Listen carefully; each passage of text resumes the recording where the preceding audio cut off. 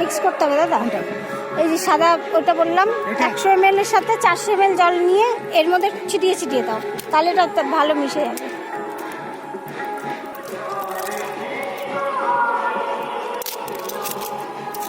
এটা 100 ml নাও, তার সাথে 400 ml জল নিয়ে মিক্সড করে নিয়ে এটার মধ্যে ছিটিয়ে ছিটিয়ে দিয়ে দাও পুরো।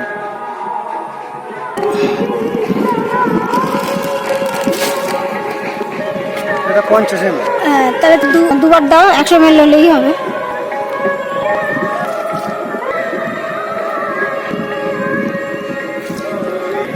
এর সাথে 400 ml জল মিলিয়ে ওটা আলাদা করে, ঠিক আছে চলো। জলের সাথে এটা আলাদা করে ছিটিয়ে ছিটিয়ে দিলে তাড়াতাড়ি মিশতো। হ্যাঁ 400 হ্যাঁ।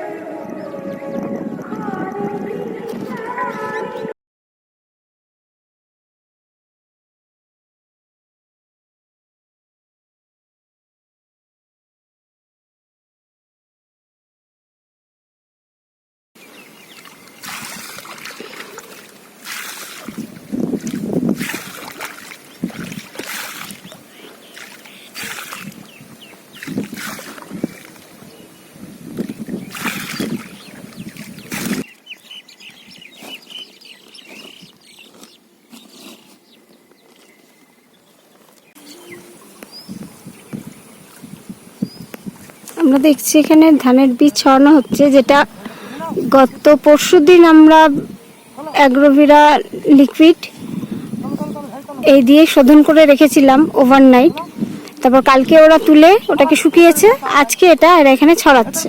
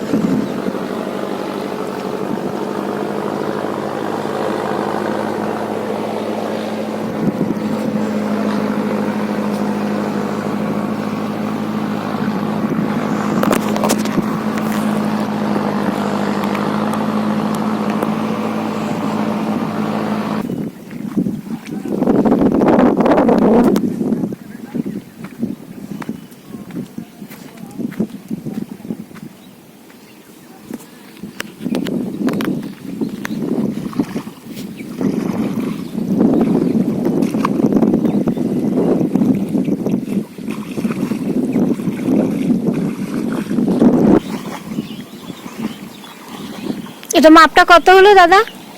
এই মাপটা তাহলে কত হলো? এই যতটুকু মাপা হচ্ছে মাপটা কতটুকু হচ্ছে? 8 কাঠার একটু 8.4 হচ্ছে।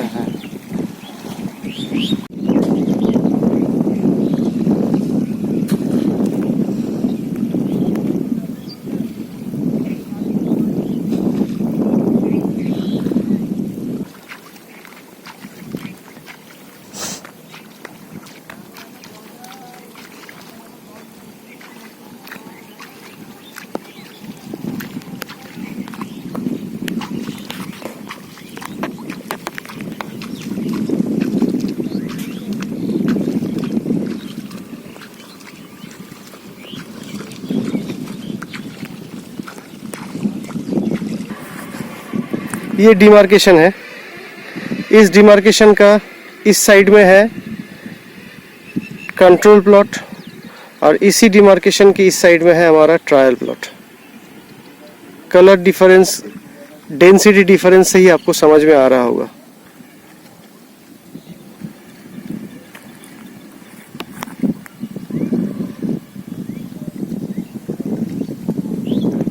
ये पूरा इसका लाइन है सर, वहाँ से लेके शुरू करके वो पूरा कॉर्नर से लेके शुरू करके ये पूरा एरिया यहाँ से लेके यहाँ तक 9 कट्ठा का ये है। ये दिखाने के लिए कि ये जो सामने आप देख रहे हैं, ये बीच का जो पोर्शन है, इस बीच के पोर्शन से आगे की जो आपको देखिए एक डार्क स्पॉट दिख रहा है, ये हमारा ट्रायल प्लॉट है सर। 9 कट्ठा इसका एरिया है, 720x9।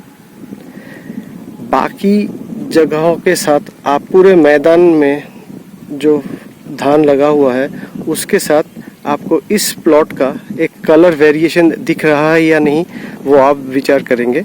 वही दिखाने के लिए मैंने ये वीडियो आपके लिए बनाया। मैं और आगे जाके आपको दिखा देता हूँ।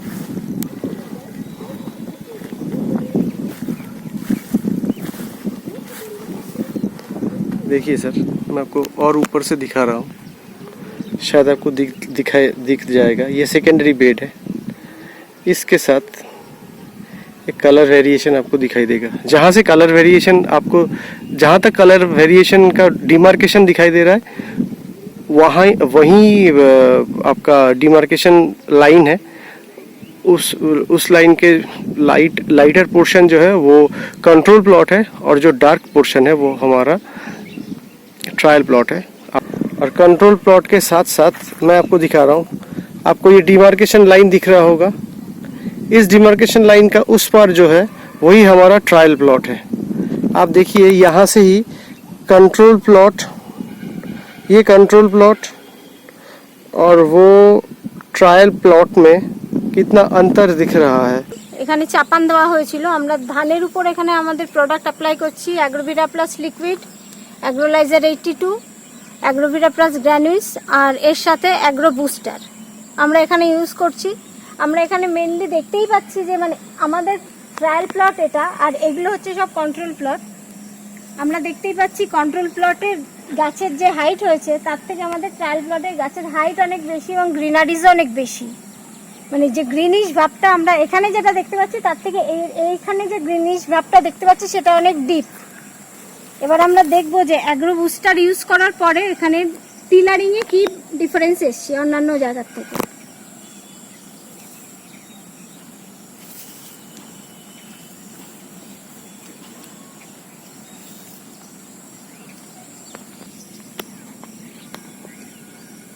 এটা হচ্ছে কন্ট্রোল প্লট, আর মাঝখানে এই যে গ্যাপটা আমরা দেখতে পাচ্ছি, এই গ্যাপের ওই পাশে ওটা হচ্ছে আমাদের ট্রায়াল প্লট। আমরা এই গ্যাপটা রেখেছি এই কারণে যে ডিফারেন্সটা যাতে বোঝা যায়। এবার এখানে আমরা টিলারিং এর সংখ্যাটা দেখব কি আছে। 1 2 3 4 5 6 7 8 9 10 11 12 13 14 15 16 17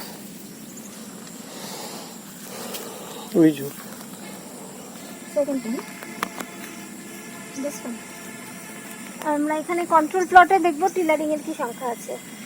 1 2 3 4 5 6 7 8 9 10 11 12 13 14 15 16 17, 18, 19, 20, 21, 22,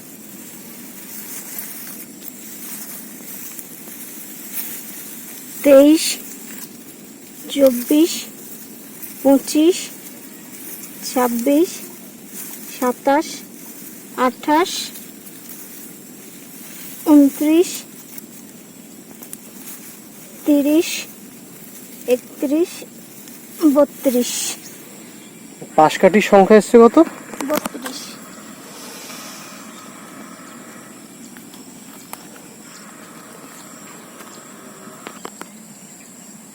আচ্ছা, এখানে আমরা ট্রায়াল প্লটে দেখলাম যে টিলারিং এর সংখ্যা হচ্ছে বা পাশকাঠি যেটা আমরা বলি সেটা হচ্ছে 32টা।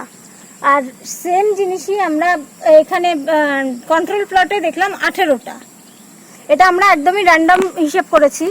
তো আমরা যদি এটাকে অ্যাভারেজ ধরে নিই তাহলে আমরা দেখতে পাবো যে মানে অ্যাগ্রোভিরা বুস্টার ইউজ করার পরে ট্রায়াল প্লট আর কন্ট্রোল প্লটে যে টিলারিং বা পাশকাঠির সংখ্যা একটাতে দেখলাম 18, একটাতে আমাদের কন্ট্রোল প্লটে দেখলাম সেটা 32। এবার সেটার ডিফারেন্স আমরা বুঝতে পারছি। আমরা অ্যাগ্রোভিরা লিকুইড অ্যাগ্রোলাইজার 82 ব্যবহার করছি, এছাড়া অ্যাগ্রোভিরা গ্র্যানুলসের সাথে আমরা ব্যবহার করেছি। আর নতুন আমরা যেটা ব্যবহার করেছি অ্যাগ্রো বুস্টার, যেটা আমাদের নতুন নিউ লঞ্চ যে প্রোডাক্ট সেটা। এবার তার রেজাল্ট আমরা এর আগেও দেখেছি বিভিন্ন জায়গাতে, হর্টিকালচারে দেখেছি, এগ্রিকালচারে দেখেছি। এবার সেটাই আমরা ধানের উপরেও দেখলাম, এটার বেস্ট রেজাল্ট এসছে।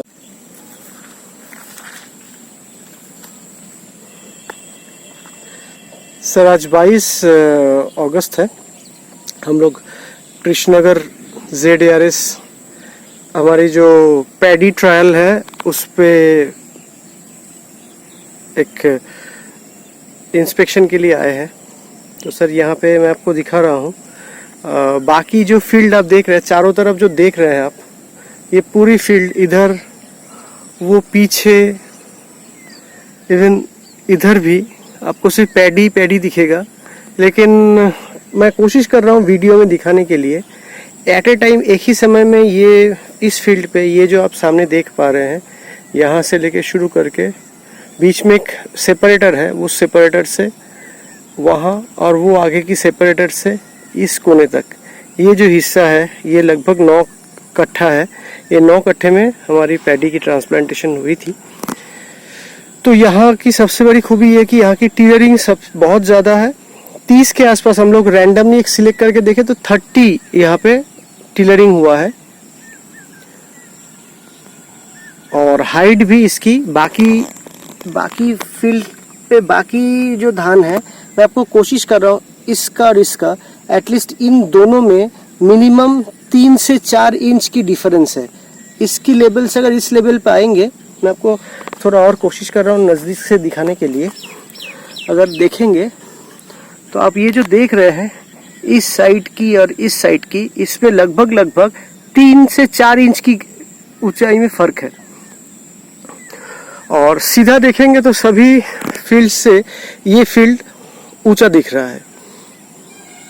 रिजल्ट बहुत बढ़िया है और ग्रीनरी भी बहुत अच्छा है।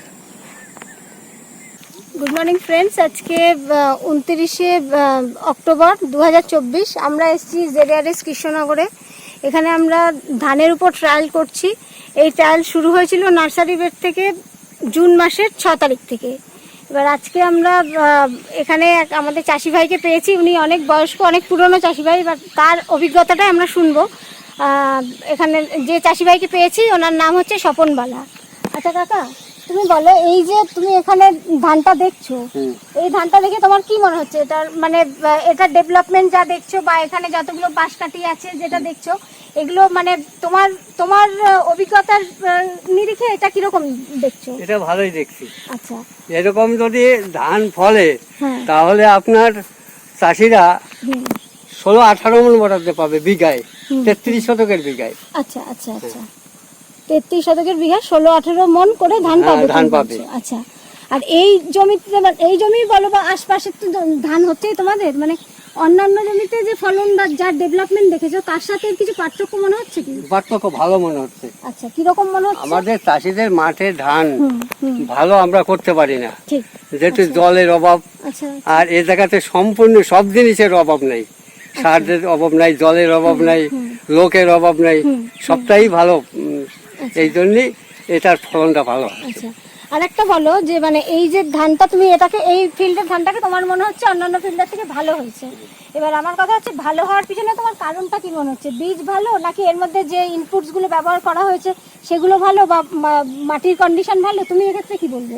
আমি এই ক্ষেত্রে বলবো মাটির কন্ডিশনও ভালো, হুম, বীজও ভালো, কিন্তু পরিচর্যা যে পরিচর্যাটা মানে যে যে করেছে, জিনিস দিয়ে পরিচর্যাটা পরিচর্যা করা করেছে, হয়েছে। আচ্ছা, জল, সার, ওষুধ হ্যাঁ, ঠিক। এবং লেবার হ্যাঁ, সমস্ত এর কোনো ঘাটতি নাই। আচ্ছা, আমাদের চাষিদের ঘাটতি থাকে, হয়তো আমরা নিরাবার সময় নিরাতে পারি না, ওষুধ দেওয়ার সময় ওষুধ দিতে পারি না, ঠিক ঠিক ঠিক। সারের সময় সার দিতে পারি না। হ্যাঁ, হ্যাঁ, হ্যাঁ। কিন্তু এক্ষেত্রে বলছো যে মানে তোমাদের যা ঘাটতি সেটা তো ধরো সব মাঠের ক্ষেত্রে সমানই হবে, যদি তোমাদের কোনো ঘাটতি থাকে। আমি বলছি না তোমাদের কোনো ঘাটতি, কিন্তু বলছো এই মাঠের ক্ষেত্রে ঘাটতি যদিও বা থাকে, থাকা অবস্থা তো এর মধ্যে যে ইনপুটস বা ওষুধ যেগুলো যা দেওয়া হয়েছে, সার জল যা দেওয়া হয়েছে, সেগুলো একদম সঠিক পরিমাণে সঠিক সময় দেওয়া হয়েছে। সঠিক সময় দেওয়া হয়েছে। হ্যাঁ, মানে এই ওর জন্যই গুণাগুণ নিয়ে তোমার মানে তোমার কি মনে হচ্ছে ওই ওষুধগুলোর গুণাগুণগুলো কিরকম?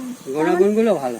আচ্ছা, আচ্ছা, আচ্ছা, ঠিক আছে। তোমাকে অনেক ধন্যবাদ কাকা, তুমি এতটা সময় দিলে আমাদের জন্য। তোমার এই এত একটা ব্যস্ততার জিনিস মধ্যে। একটুখানি আপনাকে একটু জিজ্ঞেস করবো, একটুখানি এর যে পাশ কাঠি কিরকম এসছে একটু যদি একটা দুটো গাছের একটু একটু গুনে দেখাও। গুনিয়ে দেখিয়ে দেন তাহলে খুব ভালো তাহলে হয়। সবাই মানে তাহলে আমরা জিনিসটা একটুখানি দেখতে এটা বাকিদেরও দেখাতে পারি।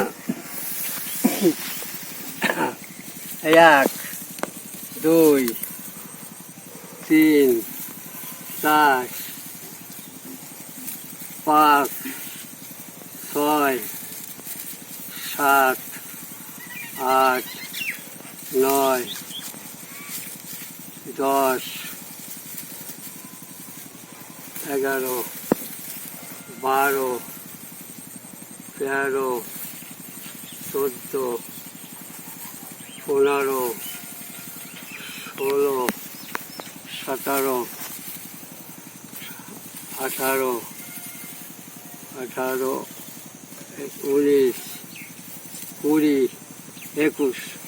21টা। আচ্ছা, আপনি তখন একটা কথা বলছিলেন যে এই ধানগুলো, আপনি একটা কথা বললেন যে এই ধানগুলো চিতি কম হবে।